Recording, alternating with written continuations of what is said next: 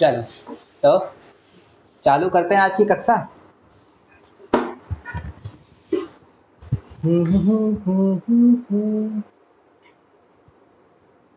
Determinant.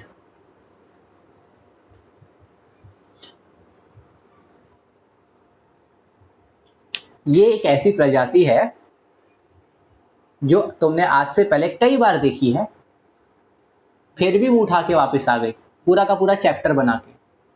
शुरुआत की 3 से 4 एक्सरसाइजेस तुम बिना बताए कर सकते हो, क्योंकि उनमें सिंपली हमें डिटर्मिनेंट्स का इस्तेमाल करना होता है, डिटर्मिनेंट्स खोलने होते हैं और कुछ आइडेंटिटीज, कुछ चीज़ों को प्रूव करना होता है। इन शॉर्ट सिर्फ डिटर्मिनेंट्स खोलना आना चाहिए इसके लिए, ठीक है। स्टार्टिंग की कुछ बेसिक एक्सरसाइजेस के लिए तुम लोगों ने बहुत सारी जगहों पे इसको ऑलरेडी देख लिया, हमने बहुत बार डिटर्मिनेंट्स का काम करके देख ही लिया। तुम लोग माइनर्स को ऑलरेडी जानते हो। डिटर्मिनेंट्स में देखो क्या क्या चीज़ें लगती हैं। ओपनिंग आ डिटर्मिनेंट, ओपनिंग आ डीईटी, ठीक है। डीईटी से डिटर्मिनेंट को रिप्रेजेंट किया जा सकता है। तुम ये काम जानते हो 50%, पूरा नहीं आता तुम्हें। तुमने डिटर्मिनेंट को खोलना सीखा है बट आधा सीखा है। इसके बाद क्या आता है, डिटर्मिनेंट्स के बाद हम माइनर्स की बात करते हैं। एंड 4 वाले तुम्हारे कोर्स में नहीं होंगे, बहुत रेयर कभी आ गया ना, तो बहुत रेयर कभी आ गया तो तुम्हारी किस्मत बस खराब है, नहीं तो 4 में कुछ नहीं करेंगे यार। 4 बना दिए, क्या करोगे तुम?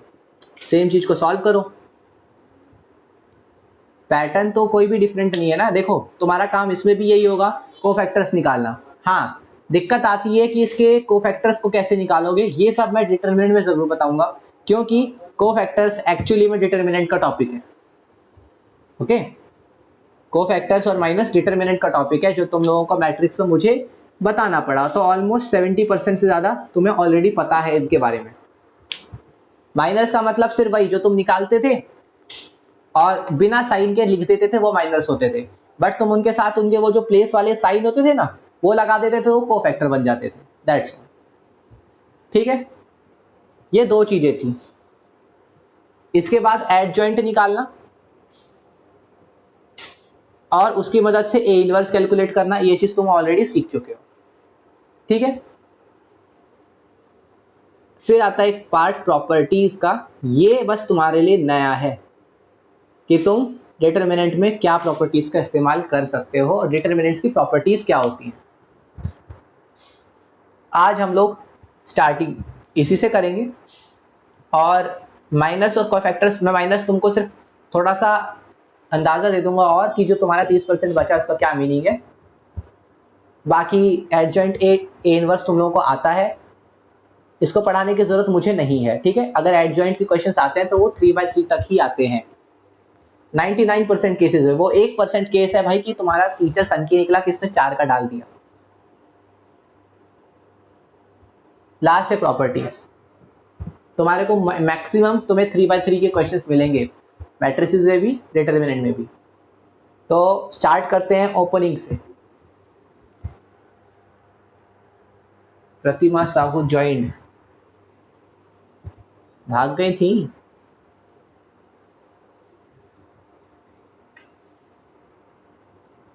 चलो अब स्टार्ट। चलो डिटर्मिनेंट्स हेडिंग डाल लो और अब हम पहले तो डिटर्मिनेंट को खोलना सीखते हैं। तुमने डिटर्मिनेंट को खोलना तो आधा सीख ही लिया।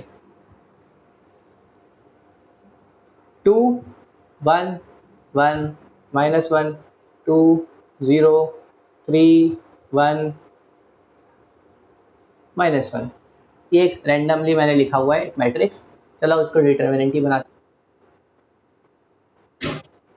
अरे मैंने बताई नहीं, मैंने सिर्फ ये बोला कि प्रॉपर्टीज तुमने पहले नहीं पढ़ी, ये आज पढ़ेंगे। फिक्र मत करो, प्रॉपर्टीज बहुत सारी है, तो तुम लोग आराम से प्रॉपर्टीज ही पे सबसे ज्यादा टाइम लगाओगे इस चैप्टर में।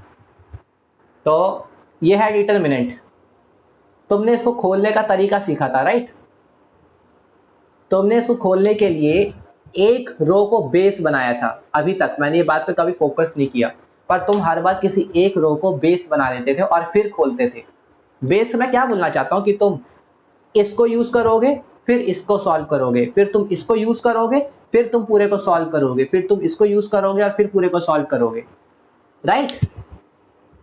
पॉइंट टू बी नोटेड ये है कि तुमने एक रो को बेस बनाया और फिर सॉल्यूशन स्टार्ट किया, पर क्या ये इकलौता तरीका है डिटरमिनेंट को खोलने का? नहीं, तुमने सिर्फ एक मेथड रीड किया कि इसको कैसे सॉल्व किया जाता है।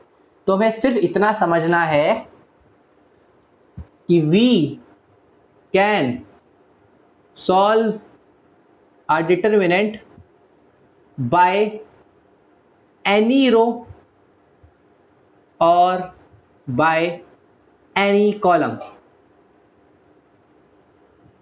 ये है सबसे बढ़िया बात। तुम डिटरमिनेंट को किसी भी रो को बेस लेके, किसी भी कॉलम को बेस लेके सॉल्व कर सकते हो, ठीक है। अब तुम लोग बोलोगे अरे भैया ठीक है, किसी को भी लेके सॉल्व कर सकते हैं, तो हम तो हर बार इसी को कर लेंगे क्योंकि इसी की प्रैक्टिस है। दिमाग में यही आ रहा होगा तुम लोगों के कि यार देखो ना, हम लोगों को जो आता है उसी से सॉल्व करते हैं। पर क्या हो कि किसी और रो से इस डिटरमिनेंट को सॉल्व करना ज्यादा आसान हो जाए। ऐसी कंडीशंस में तुम लोग उसको यूज करोगे तो तुम्हारा टाइम सेव होगा और आंसर जल्दी आएगा। एग्जाम्पल के साथ समझाता हूं कि मैं बोलना क्या चाहता हूं। पहले तो तुम ये समझ लो कि ये था पहला रो, ठीक है। अगर तुमने पहला रो लिया तो तुम एक बात रटते थे, अभी तक तुम एक बात मेमोराइज करते थे कि इस भाई कोई एग्जिट मारा क्या? चलो, मुझे ड्रिंक्स की आवाज आई, मुझे लगा शायद कुछ और। देखो, तुमने एक बात याद करी हुई है कि पहले वाले के साथ प्लस, अगले वाले के साथ माइनस, अगले वाले के साथ प्लस। ये याद रखने का रूल नहीं है, ये याद रखने का रूल नहीं है। एक्चुअली में डिटरमिनेंट क्या है, ध्यान से सुनना। डिटरमिनेंट खोलते कैसे है, ये हमने एक्सपेंशन लिखा, जो तुम लोगों ने तरीका याद रख लिया। ये है बेस रो को हम लोग मल्टीप्लाई करते हैं उसके को फैक्टर के साथ। बेस रो को हम उसके को फैक्टर के साथ मल्टीप्लाई करते हैं और इससे हमें डिटरमिनेंट मिलता है। ये बात लिखो कहीं पर, मेरी बुक में तुम्हें एग्जैक्टली लिखी नहीं मिलेगी। और ऐसे समेशन लगा लो कि हम एक तरह से सारे बेस रो के एलिमेंट्स को, अगर बेस रो एलिमेंट्स बोल दो इसको, बेस रो एलिमेंट्स को उनके कोफैक्टर्स के साथ मल्टीप्लाई कर दें और उन सबको ऐड कर दें तो डिटरमिनेंट आता है। जस्ट लिखो, मैं एग्जांपल देता हूं, तुम लोगों को ये बात समझाता हूं मैं बोलना क्या चाह रहा हूं। अरे पूजा नहीं है यार, तो जिम्मेदारी कौन उठाएगा? ब्लैक बोर्ड कि भैया लिख लिया? अरे बहुत बढ़िया जानवी, तुम्हें को ड्यूटी दे दे, करोगी? ओहो,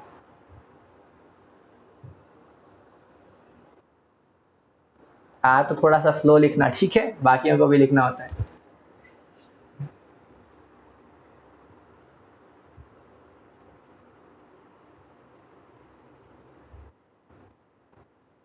डीईटी, डीईटी मतलब डिटरमिनेंट को मैं अभी तक डीईटी लिखूंगा, पूरा डिटरमिनेंट थोड़ी लिखूंगा, या फिर डीईटी की जगह मैं डेल्टा लिख दूं तो समझ जाना, सेम मतलब है, ठीक है। इतना बड़ा वर्ड थोड़ी लिखूंगा हर 2 मिनट में, इसीलिए छोटा सा फॉर्म।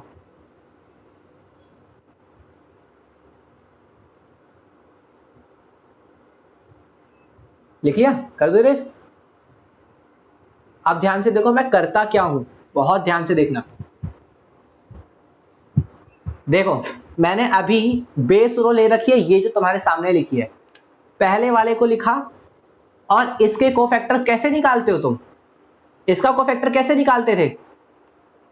इनका मल्टीप्लाई माइनस इनका मल्टीप्लाई, यही होता था ना। और एक और बात, साइन क्या होता था जब मैं इसका कोफैक्टर निकालता था, उसके साथ साइन क्या लगता था हमेशा? पहले वाले केस में, मतलब इस वाली पोजीशन के लिए क्या साइन लगता है कोफैक्टर्स निकालते टाइम?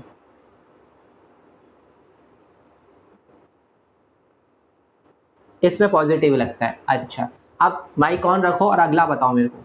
अगले वाले में मैंने 1 लिया, ठीक है, 1 को मल्टीप्लाई करूंगा मैं इसके कोफैक्टर के साथ। अब इसका कोफैक्टर निकालने का तरीका, राइट, -1 -1 1 -0। बट साइन क्या होता है इसके कोफैक्टर का, इस पोजीशन के लिए कोफैक्टर का साइन क्या होता है?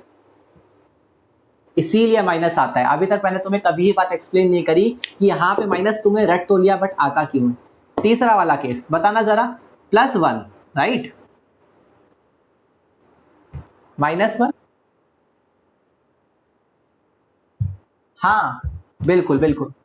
बट जैसा मैंने तुम्हें बताया तुम 3/3 के लिए याद रख सकते हो, माइनस माइनस माइनस माइनस और बाकी सारे प्लस। ये पैटर्न याद है, मतलब मुझे याद है, अगर तुम क्वेश्चंस लगाओगे ना तो तुम्हें भी याद हो जाएगा, हर बार सोचना नहीं पड़ता। ठीक है, लेकिन अगर 4/4 आ गया तो ऑब्वियसली तुम्हें थोड़ा सा सोचना पड़ेगा, तो तुम 4/4 पे वो मेथड लगा के चेक कर लेना। ठीक है, क्योंकि मैं ऐसे ही बता रहा हूँ 4/4 के क्वेश्चन रेयर होते हैं, कम ही दिखेंगे। अगर दिखते हैं तो वहां पे तुम ये मेथड लगा सकते हो। 3/3 में तो तुमको याद है, 2/2 में भी तुमको याद है, 2/2 से इतनी होती है। तो लास्ट वाला हमेशा 1 के साथ,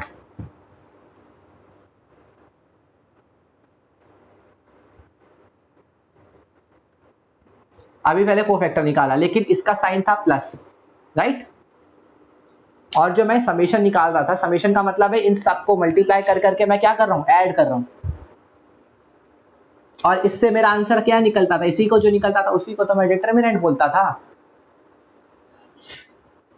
आई होप मेरी बात क्लियर हो गई होगी कि ये साइन मैं क्यों लगाता था।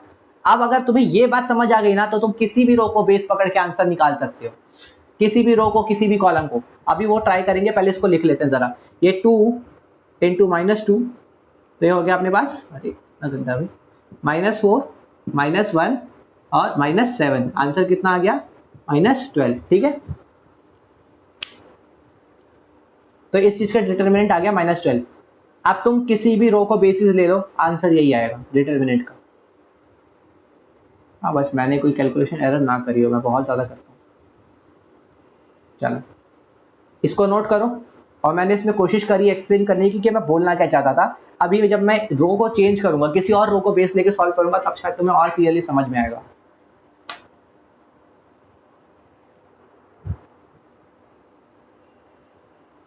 जानवी ड्यूटी मत भूलना अपनी।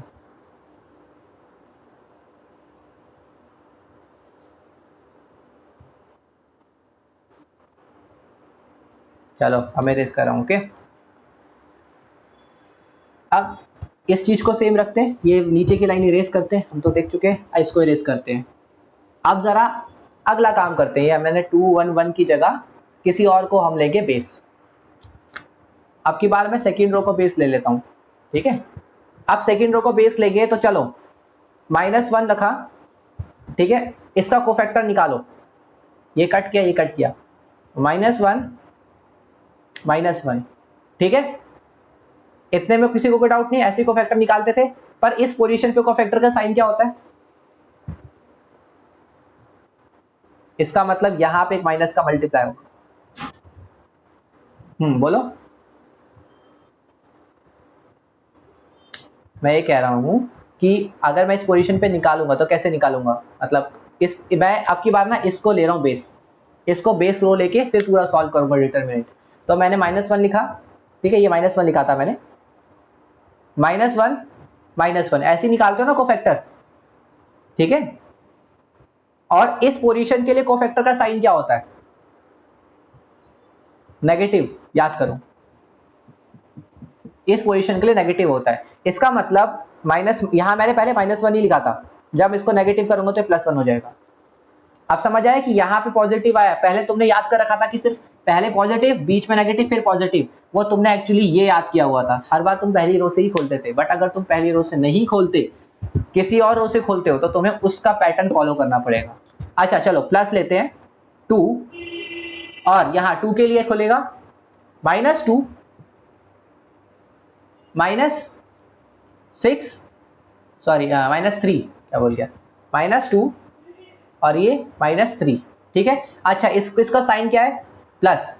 देखो बीच वाले पे कोफैक्टर का साइन लगता है प्लस, लास्ट वाला 0 इंटू, खैर निकालने की जरूरत नहीं, 0 के साथ मल्टीप्लाई करके तो 0 ही होगा। वैसे साइन क्या लगता है इस जगह पे, माइनस।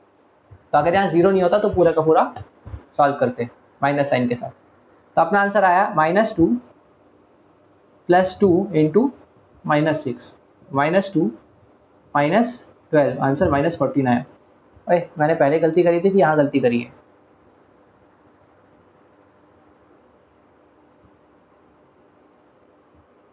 सॉरी, ठीक, ये रहा माय बैड। ठीक है, अब मेरे को ये बताओ, किसी को अभी तक ये बात समझ नहीं आई कि मैं क्या बोलना चाहता था, किसी को भी बेस लेके सॉल्व करने का क्या तरीका है? कोई है?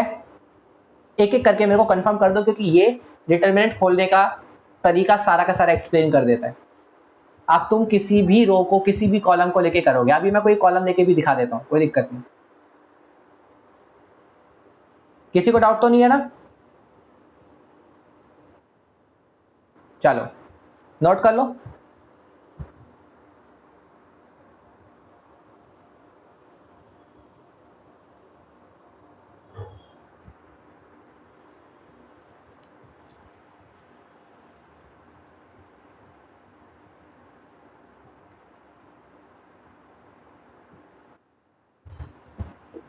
ओके, तो हम लोगों ने किसी और रो को लेके देख लिया, ऐसे तुम तीसरी रो को भी लेके देख सकते हो। अच्छा, अब कॉलम्स में कौन सा कॉलम लूं, फर्स्ट, सेकंड की थर्ड?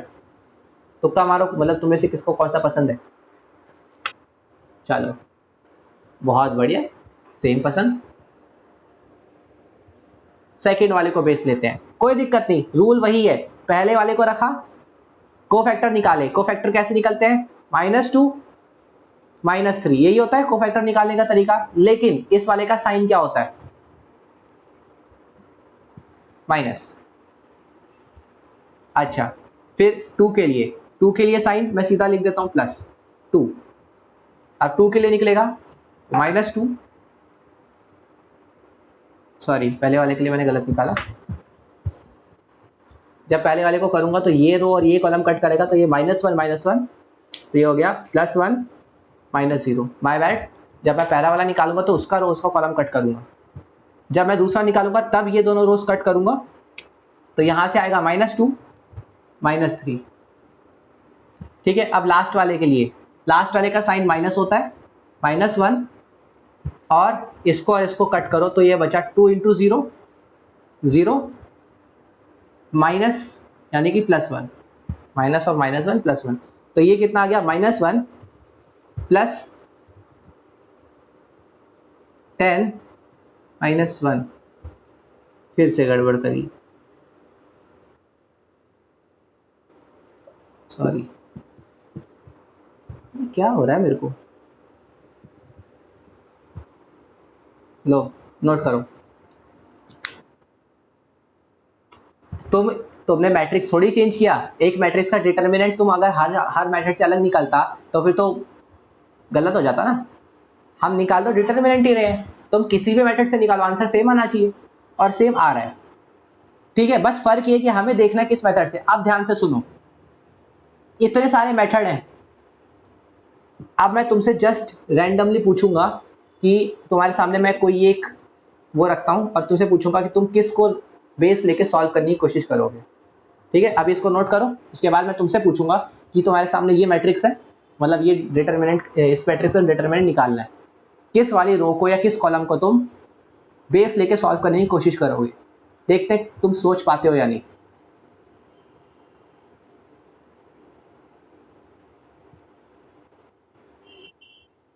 देखो, देखते जाओ। तो अब हमारा क्वेश्चन टाइम है, सॉल्व मत करना, बस मेरे को पहले बता देना कि तुम किस रो को या किस कॉलम को बेस लेके सॉल्व करने की कोशिश करोगे। पहला वाला 1 2 3 4 8 0 -1 2, ये रहा। दूसरा वाला 1 3 4 4 0 1 -3 0 8। चलो पहले इन दो को बताओ, सबका रिप्लाई लिखेंगे। खुशी, चाहत, अमीशा, जानवी, यामिनी। चलो सब लोग अपना, देखो तुम्हें पता चल गया कि तुम किसी को, किसी भी रो को, इसको थोड़ा सा ऐसे ले लो, बड़े बड़े नंबर तक नहीं जाते, -1 -1 1, ऐसा लो, थोड़ा सा आसान कर देते हैं। अच्छा, अब मुझे बताओ कि तुम किस रो या किस कॉलम पे बेस लेके सॉल्व करो, क्योंकि तुम्हें पता है तुम किसी भी रो या किसी भी कॉलम से सॉल्व कर सकते हो, आंसर सेम ही आने वाला है। पर देखते हैं तुम किस में किस बेस को सॉल्व करने की कोशिश करोगे। खुशी, ट्राई करो। अरे तो हाँ, तुम कौन सा बेस उठाओगे?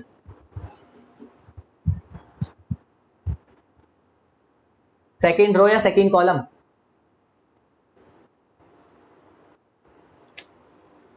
सेकंड।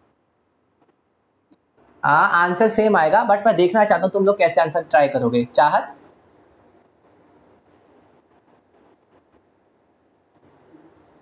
अच्छा रीजन क्या है तुम लोगों का सेकंड रो लेने का? अच्छा, अमीशा?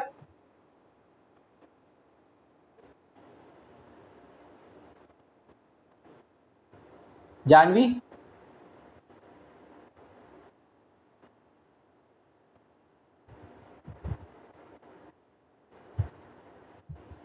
अ, लो एक सेकंड, फर्स्ट रो किसका था, नाम बताना। Chahat, Amisha, okay. First row, Yamini?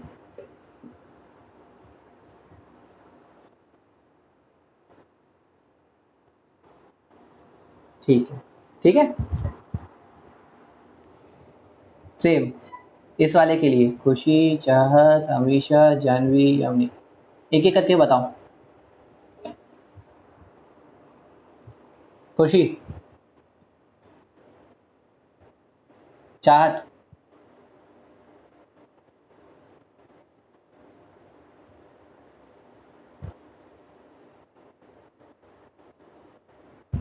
क्या वो चाहत एग्जिट हो गई थी क्या?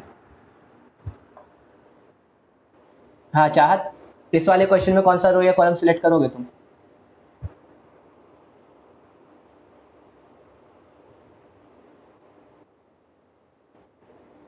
अमीशा? जानवी?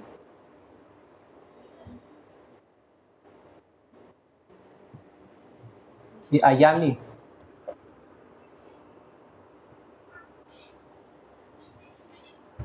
चलो,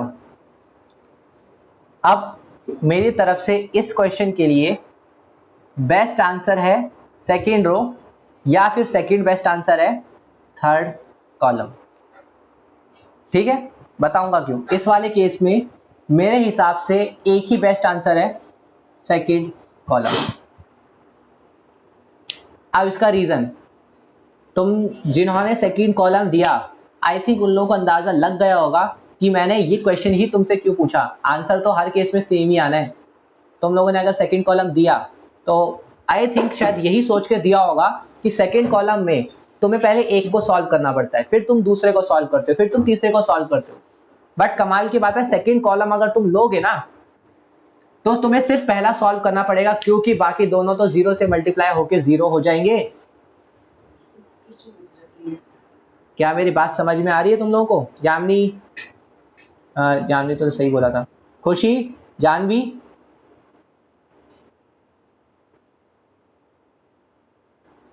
वो ही तो ध्यान देना था तुम्हें। इस क्वेश्चन में मैंने दो जीरो इसीलिए डाले क्योंकि देखो अभी मैंने तुम्हें बताया ना, अगली बार से तुम्हारा ध्यान खुद जाएगा। ठीक है, अब तुम चाहो तो ये वाला रो ले लो, चाहे ये ले लो, चाहे ये ले लो, तुम्हें जो मर्जी वो पसंद ले सकते हो। आंसर तो सेम ही आएगा, बट तुम्हारी कैलकुलेशन सबसे जल्दी कंप्लीट होगी अगर तुम सेकंड कॉलम लोगे। अब तुम्हें लग रहा होगा यार भैया सब कुछ सेम ही है, क्या ही लफड़ा है। पर तुम्हें बात का एहसास तब होगा जब यहाँ पे लिखी हुई चीजें छोटे मोटे नंबर्स नहीं होंगे, बड़ी बड़ी एल्जेब्रिक कंडीशंस होंगी।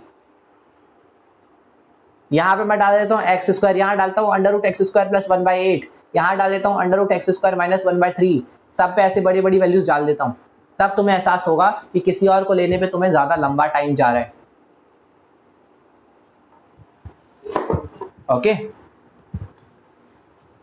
ये क्वेश्चन सिर्फ इसीलिए बताने के लिए था कि तुम लोग जहां ज्यादा जीरो देखो, या इस केस में मैंने 2r को इसीलिए बोला क्योंकि 2r में 1 -1 जैसे नंबर से जो कि इजीली सॉल्व हो जाते हैं, या फिर 3c क्योंकि इस रो में भी एक एक जीरो आ रहा है। ठीक है, इन दोनों को सिलेक्ट करने का मेन रीजन था जीरो। हाँ बोलो, कौन कह रहे? तुम 3c ले सकते हो, तुम्हारे को जो मर्जी तुम वो ले लो। ये वाला रो मेरे हिसाब से इसीलिए बेटर क्योंकि 1 और -1 है।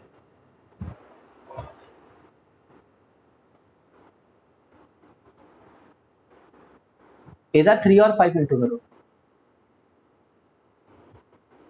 वो अभी तुम्हें लग रहा है, जब तुम क्वेश्चंस में देखोगे ना, अभी तुम्हें ये चीज लग रही है। चलो इसको इरेज करता हूँ, लिख लो इसको। हाँ लिख लो लिख लो। हाँ ठीक है ठीक है।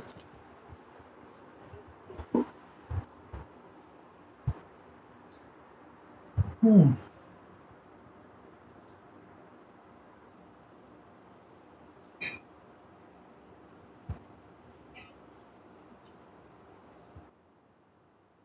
ना ना आंसर नहीं बताना, मुझे सिर्फ ये बताना था कि तुम इसे सॉल्व कैसे करोगे। इतना तो मुझे भरोसा है तुम सॉल्व कर लोगे, क्योंकि डिटर्मिनेंट तुमने कई बार सॉल्व किया, सिर्फ उसका बेस ही तो चेंज करना है। रूल पता है तो कर लोगे तुम लोग।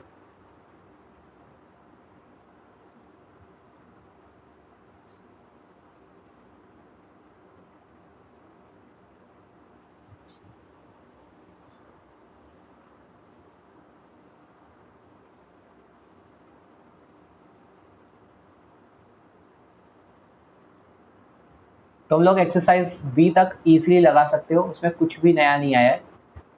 और हाँ, एक्सरसाइज बी तक अभी तुम आराम से लगा सकते हो। अभी मैं एक्सरसाइज 3 के लिए कुछ छोटी मोटी बातें बताऊंगा।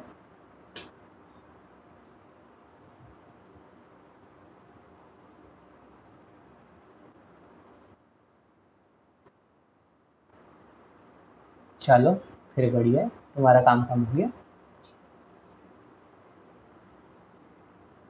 इसके बाद आता है प्रॉपर्टीज, और फिर प्रॉपर्टीज ही चलता रहेगा।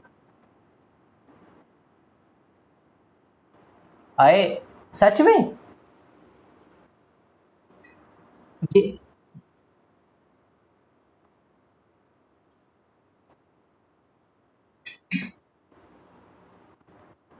तो काफी कुछ कट गया भैया। तुम्हारा तो खाली हो गया चैप्टर मोस्टली। अभी लास्ट के कुछ 2-4 टॉपिक्स, मतलब मैंने पूरा चैप्टर स्काउट नहीं किया है लास्ट में क्या टॉपिक्स हैं, बट सबसे मेन टॉपिक्स जो तुम बच्चों को यहाँ सबसे ज्यादा प्रैक्टिस करनी पड़ती है वो है प्रॉपर्टीज की, क्योंकि यही उन लोगों को नया पढ़ने को मिलता है डिटर्मिनेंट में। बाकी सब तो वो पढ़ के आ चुके हैं। तो बहुत लंबी चल रही है प्रॉपर्टीज। मैं अभी जिस भी पेज पे हूँ सब प्रॉपर्टीज के क्वेश्चन है। मैं ऐसे 23-25 पेज नंबर तक आ गया, सब प्रॉपर्टीज के क्वेश्चन है। देखो अभी मैं 26, 29, 30, 31, 31 पे आ गया। अभी मेरे सामने प्रॉपर्टीज ही चल रही है। हाँ बस खत्म, फिर तो खत्म। उसके बाद सब प्रॉपर्टीज ही है जैसा मैंने कहा, क्योंकि इन लोगों के तुम्हारी बुक में शायद ना ये सॉल्यूशन ऑफ इक्वेशंस जो याद है मैंने मैट्रिसेस के एंड में बताया था, वो शायद तुम्हारे डिटर्मिनेंट में हो। I am not sure, but शायद वो डिटर्मिनेंट में है सीबीएसई के बुक के हिसाब से। मैंने मैट्रिसेस में 3 इक्वेशंस को सॉल्व करने का तरीका बताया था ना डिटर्मिनेंट यूज करके। मतलब बेसिकली डिटर्मिनेंट यूज करके नहीं, मैट्रिक्स यूज करके था, बट इसके इस टाइप के क्वेश्चंस थोड़े बहुत शायद, I am not sure, NCERT में डिटर्मिनेंट में गिवन है। हाँ, क्योंकि तुम्हारा मैट्रिक्स और डिटर्मिनेंट थोड़ा सा डिफरेंट पैटर्न फॉलो करता है टॉपिक्स के मामले में। तो अभी के हिसाब से हमारे पास बेसिकली डिटर्मिनेंट में पहला टॉपिक हमें सीखना था ओपनिंग करने का तरीका, ठीक है। अब देखो इरेज कर दूं ना, देख तो यही होगा। देखो तो अभी मैं जस्ट ये बात बताता हूँ कि तुम्हारे को बुक में ये बात अलग से लिखी मिलेगी, जो मैंने तुम्हें लिखा था ना को फैक्टर्स वाली बात, बुक में तुम्हें लिखा मिलेगा कि डिटर्मिनेंट खोलने का क्या तरीका होता है। देखो ये है A11, A12, A13, ऐसे लेबल किया जाता है ना, A21, 22, 23, A31, 32, 33। अब वो बंदा बोलेगा तो इसको बताओ सॉल्व कैसे करेंगे, तो भैया बुक में तुम्हें ऐसा लिखा मिलेगा A11 into M11 plus A12 into M12 plus A13 into M13। ये वही बात है जो मैंने अभी तुम्हें बताई। उस नंबर को उसके कोफैक्टर के साथ, फिर कोई एग्जिट हो गया था। देखो मैं उस नंबर को उसके कोफैक्टर के साथ मल्टीप्लाई कर रहा हूँ, उसी नंबर को उसके कोफैक्टर के साथ मल्टीप्लाई कर रहा हूँ और सबको ऐड कर रहा हूँ। यही तो डिटर्मिनेंट अभी हम देख के आए हैं। तुमको इसी फॉर्मेट में लिखा मिल सकता है बुक में, इसको ऐसे लिख देंगे वो, यहाँ पे पूरा का पूरा M11 निकालने का तरीका लिख देंगे। M11 निकालने का तरीका तुम क्या यूज करते हो, 22 A23 A32 A33। तुम काइंड ऑफ डिटर्मिनेंट ही तो निकाल रहे हो। अगर मैं सिर्फ इतनी की बात करता, जब तुम A11 निकाल रहे हो तो तुम क्या कर रहे हो, नीचे वाली चीज का डिटर्मिनेंट निकाल रहे हो कि नहीं निकाल रहे? समझ आ रही है मेरी बात?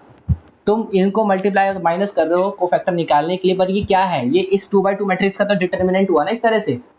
बस साइन इसके हिसाब से तुम लगा देते हो इसके बाहर। तो तुम्हें बुक में इस पैटर्न में या इस पैटर्न में लिखा मिला हो सकता है, ये नोट कर लो। कभी बुक में देखकर कंफ्यूज मत होना कि बुक में ये लिखा हुआ है, ये सब सेम बात है जो अभी तुम्हें बता के आया हूं। ठीक है, 2 मिनट लगाओ, इसको नोट कर लो।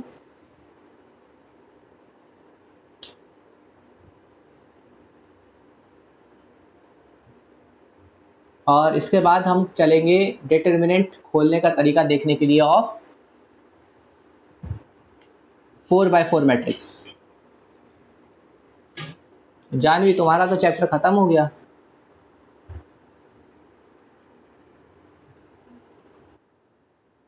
हाँ 4x4 देख लो, वो भी नॉलेज के लिए बता रहा हूँ, क्योंकि 4x4 मुझे नहीं लगता तुम्हें बुक में भी कहीं दिखेगा। दिख गया कभी एक आध मिस्टेक से तो अलग बात है, बट बहुत रेयर होता है 4x4। मैं इसीलिए बता रहा हूँ कि भैया चांस क्यों लेना, अपने पास थोड़ा टाइम है, बता सकते हैं।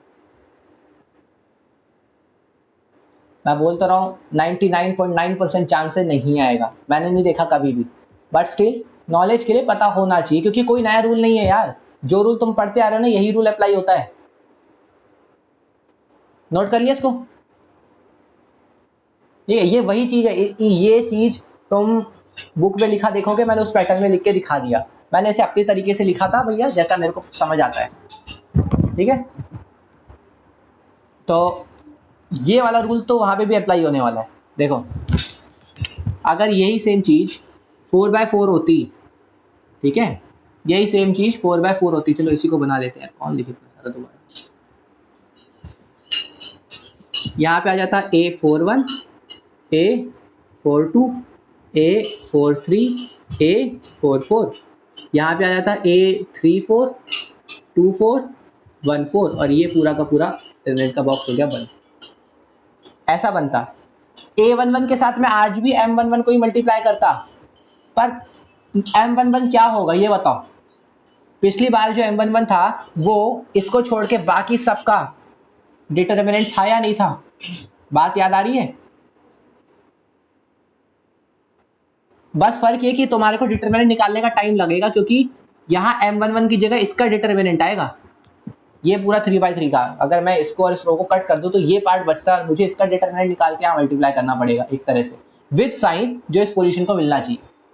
और ये साइन की पोजीशन तो तुम डिसाइड कर ही सकते हो, यहाँ प्लस है, यहाँ माइनस है, फिर प्लस है, फिर माइनस है। अगले वाले में minus plus minus plus plus minus plus minus minus plus minus plus, ये लो ये पैटर्न है, 4x4 का पैटर्न है। जस्ट तुम ये ट्राई कर सकते हो कि कोई भी एक साथ ना आए, प्लस और माइनस, ये पैटर्न। बाकी तुम चाहो तो निकाल सकते हो अपने हाथों से, इसको कोई दिक्कत नहीं है।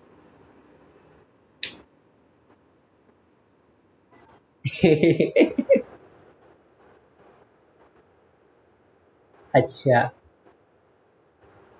तो तुम्हारा हाल, चलो आज तुम फोन उल्टा पकड़े हो ना। क्योंकि हर बार तुम लेफ्ट करने बोलती थी।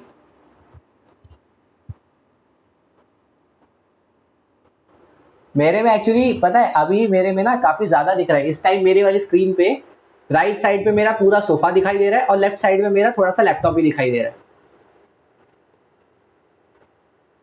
तो वो चलो कुछ नहीं, इसका होगा रेजोल्यूशन का।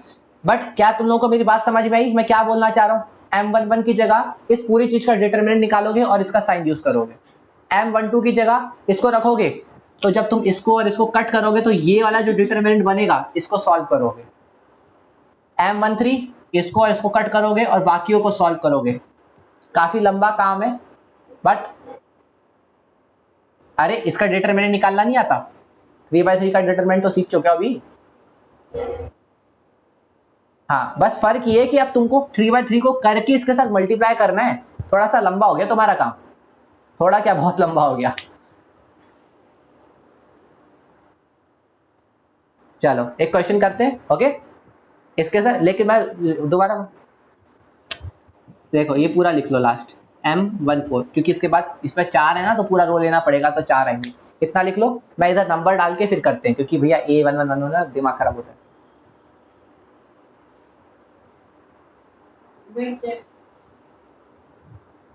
इतना लिख लो फिर बताओ।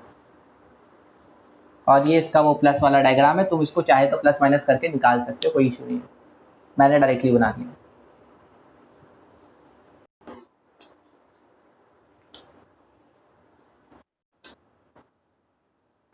ओके तो निकालते हैं एक बार।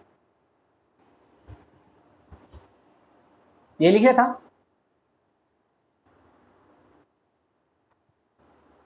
तुमने यहाँ लिख लिया था कि नहीं ये वाला?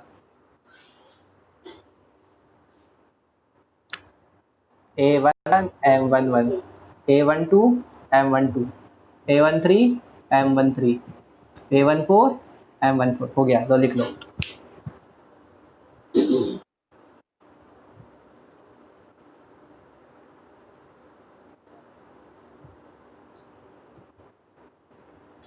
हाँ गरम है,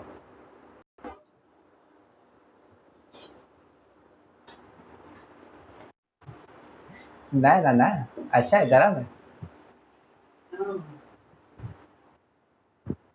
अच्छा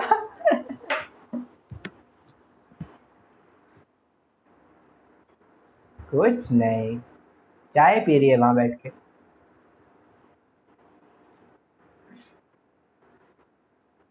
अच्छा लिख लो तो चार्ट बता देना, okay.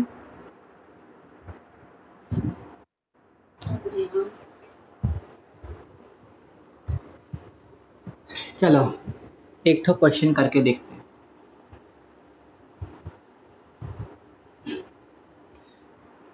Let's feed in some numbers 1 2 -1 1 1 -1 0 1 3 1 2 1 -1 2 1 0, ठीक है। थोड़ा सा आसान लिया ताकि मेरे को कैलकुलेशन में दिक्कत ना हो। चलो स्टार्ट करते हैं। सबसे पहला रो में, इसको तुम ज्यादा दिमाग मत लगाना, पहले ही रो से सॉल्व करने की कोशिश करना। पहला लिया, फिर पहले वाले के साथ मुझे इस चीज को सॉल्व करना पड़ेगा। अब साइड में इस डिटरमिनेंट को सॉल्व करो भैया, टाइम लोगे तुम, इस डिटरमिनेंट को सॉल्व करो। ये हो गया -1 इंटू 0 -1 -0 इंटू 0 -2 +1 इंटू 1 -4, तो हो गया +1, और ये तो 0 ही हो गया, और -3, आंसर आया -2। इसका मतलब इसको सॉल्व करके आंसर आया -2, लेकिन साइन कौन सा लोगे? प्लस वाला। साइन तो तुम प्लस वाला ही लोगे, ओके। चलो प्लस एक सॉल्व, हाँ बोलो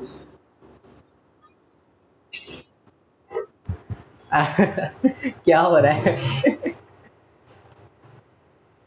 हाँ कोई नहीं, देखो दिख रहा है, ठीक है। जब पूजा भी देखेगी ना रिकॉर्डिंग कहिए भैया राइट लेफ्ट कर रहे हैं। देखो तो ये मैंने पहला वाला सॉल्व कर लिया। आप 2 मिनट रुको, क्या आ रहे हैं? बोला है हमने, वाह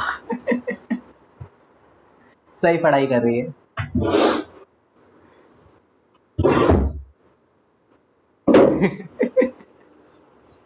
चलो अब इसको कंटिन्यू करते हैं। ये वाला हमने सॉल्व कर लिया, करो इसको इरेज।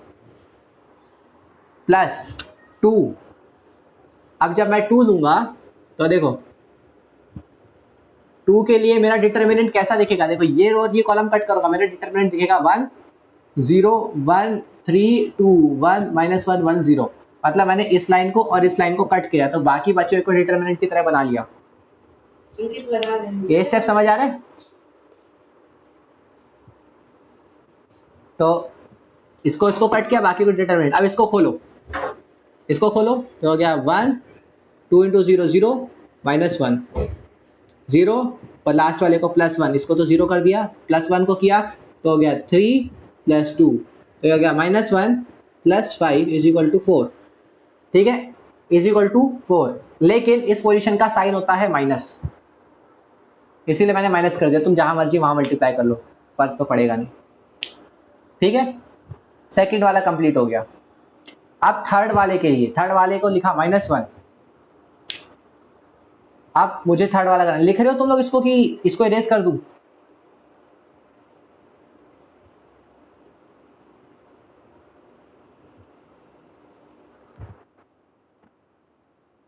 हाँ, मैंने पहला बोला बड़ी जल्दी इरेज कर दिया था, वैसे लिख लो, याद रहेगा बाद में। इस सेकंड वाले के लिए निकाला था।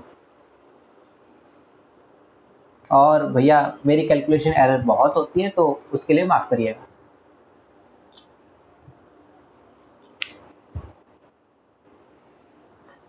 चलो तो इसको इरेज करते हैं। अच्छा, अब थर्ड वाले को, अब थर्ड वाले को कट करोगे ना तो बनेगा 1 -1 1 3 1 1 -1 2 0। देखो ये बन गया। अब इसका डिटरमिनेंट कैलकुलेट करने का है, तो करते हैं इसका डिटरमिनेंट कैलकुलेट। हो गया 1 0 -2 माइनस, हो गया +1 0 +1, लास्ट वाला हो गया +1, ये हो गया 6 +1, तो अपना आ गया -2 +1 +7 = 9 - 2, सॉरी 8 - 2 6। ठीक है, इस वाले पोजीशन का आंसर आ गया 6। लेकिन साइन इस पोजीशन का प्लस होता तो मैं कुछ हरकत नहीं करूंगा, नोट कर लो।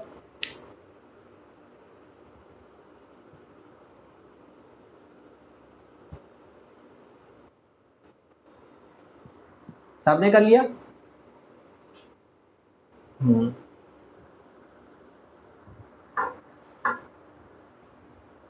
आप समझ तो आने लग गया होगा ना कि हम कर क्या रहे हैं 4x4 में।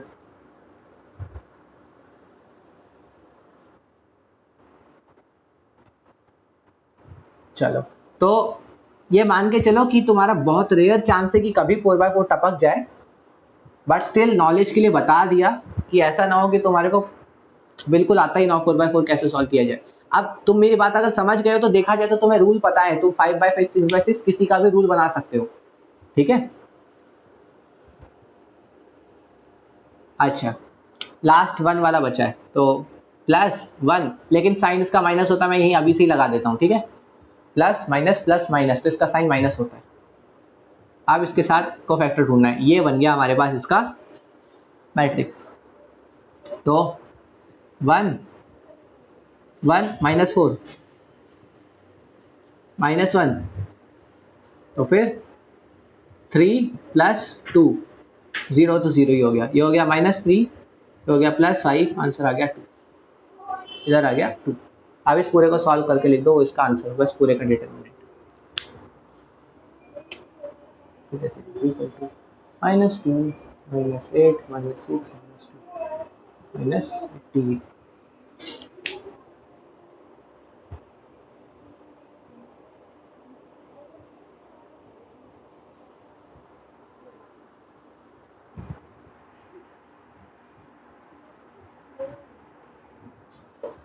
ये था पूरा 4x4 खोलने का तरीका, ऐसे खोलोगे।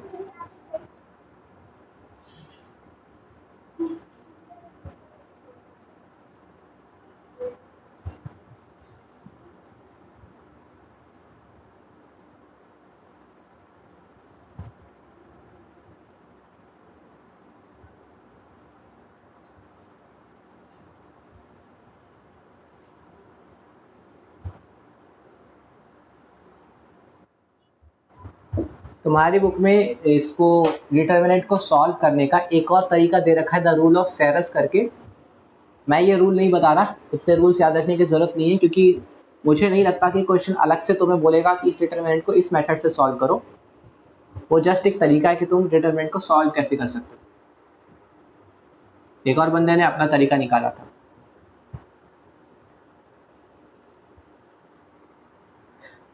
तो अगर तुम लोगों को अपनी तरफ से एक बार के लिए देखना है तो तुम उसको देख सकते हो, ठीक है, समझ आ जाएगा तुम लोगों को।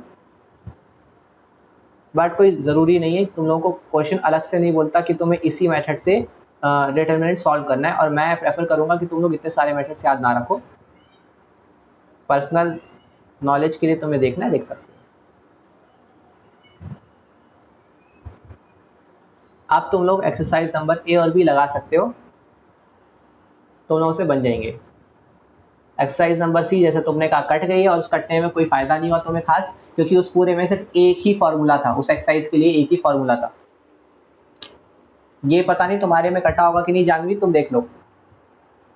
एरिया ऑफ ट्राइंगल, ठीक है, is equal to half into magnitude. Triangle के 3 वर्टिसेस दे देंगे, A1 B1, छोड़ो, तुम्हें 2 वर्टिसेस मतलब उस पर देते हैं, X1 Y1 X2 Y2 X3 Y3, तुम्हें 3 वर्टिसेस दे दिए जाएंगे, ठीक है।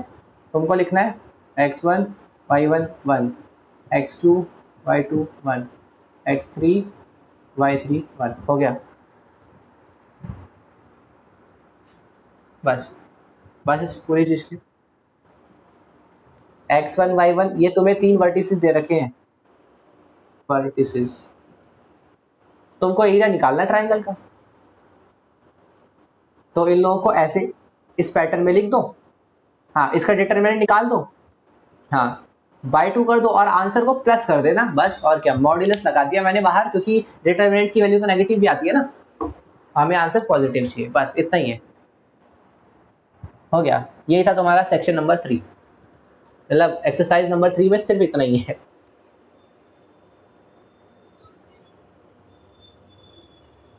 इसके बाद स्टार्ट होती है प्रॉपर्टीज, और प्रॉपर्टीज में हम लोग सबसे ज्यादा टाइम लेंगे, 2-3 क्लास 4 क्लास नहीं, 2 या 3 क्लास में हो जाना चाहिए, 2 क्लास मान लो। और इसी की क्वेश्चंस की तुम्हें प्रैक्टिस करनी पड़ेगी, क्योंकि इसके आगे वाले पीछे वाले क्वेश्चंस तो इजी है, काफी डायरेक्ट है। तुम्हारे को मतलब काइंड ऑफ एक मैट्रिक्स वो दे दिया जाएगा मैट्रिक्स, उसका डिटरमिनेंट खोलना है, बस इतना होगा कि वो मैट्रिक्स नंबर का नहीं होगा, एक्स वाई जेड में होगा, उसका कोई इक्वेशन बनेगी, वो ऐसा कुछ क्वेश्चन तुम्हारे ऐसे आएंगे, जैसे सीधा लिख दिया x1 3x1 4x2 x square x x, इसे इसको ऐसे लिख लो 3x 8x is equal to 6। लो, बोलेंगे फाइंड x, तुम्हें कुछ नहीं करना, डिटरमिनेंट निकालो, x के फॉर्म में आंसर आएगा डिटरमिनेंट का, इज इक्वल टू में 6 के बराबर डाल दो। इस फॉर्मेट के क्वेश्चन है तुम्हारे स्टार्टिंग के दोनों एक्सरसाइज में, और थर्ड एक्सरसाइज में तुमको सिर्फ एरिया ऑफ ट्राइंगल निकालने को बोलेंगे।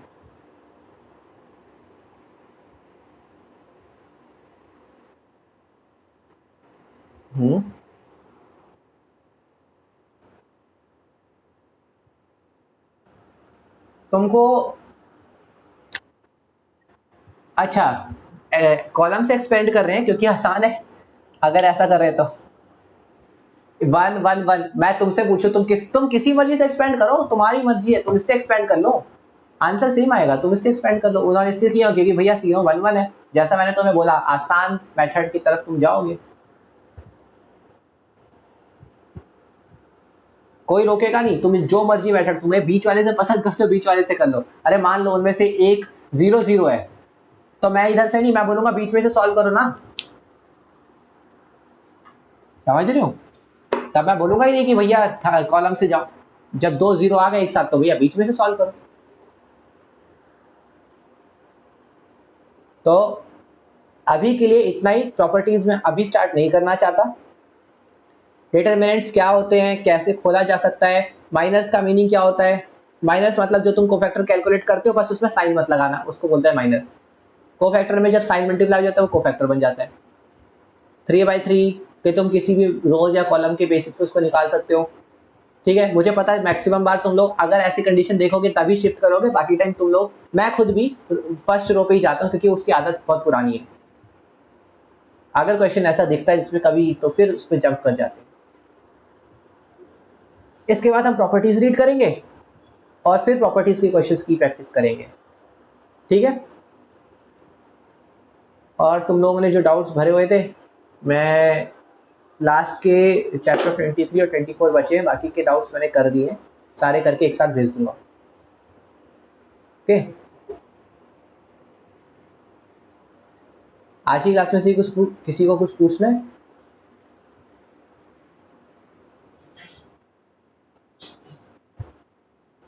चलो फिर आज तुम्हारी छुट्टी, थोड़ी सी जल्दी। Good night, bye bye, good night.